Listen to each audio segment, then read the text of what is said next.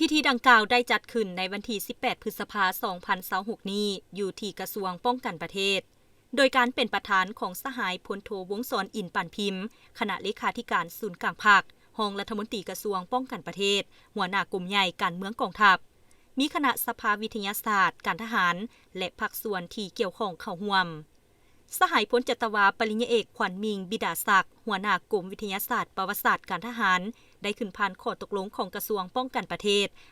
ว่าด้วยการแต่งตั้งสภาวิทยาศาสตร์การทหารกระทรวงป้องกันประเทศอิงตามเนื้อในมติกองประชุมใหญ่ครั้งที่ 12 ของพรรคเกี่ยวกับการปรับปรุงก่อสร้างกองทัพประชาชนลาวให้กลายเป็นกองทัพปฏิวัติที่มีแบบแผนและทันสมัย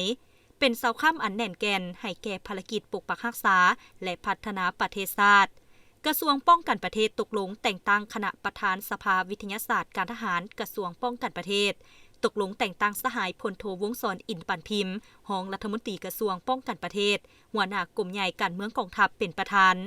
สหายพลตรีกงทองสุขวงศ์รองรัฐมนตรีกระทรวงป้องกันประเทศเป็นรองประธาน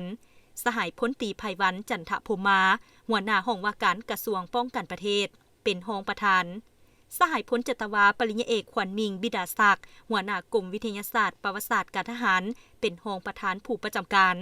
แต่งตั้งสมาชิกสภาวิทยาศาสตร์การทหารจำนวน 17 สหายและแต่งตั้งคณะกองเลขาสภาวิทยาศาสตร์การทหารจำนวน 6 สหาย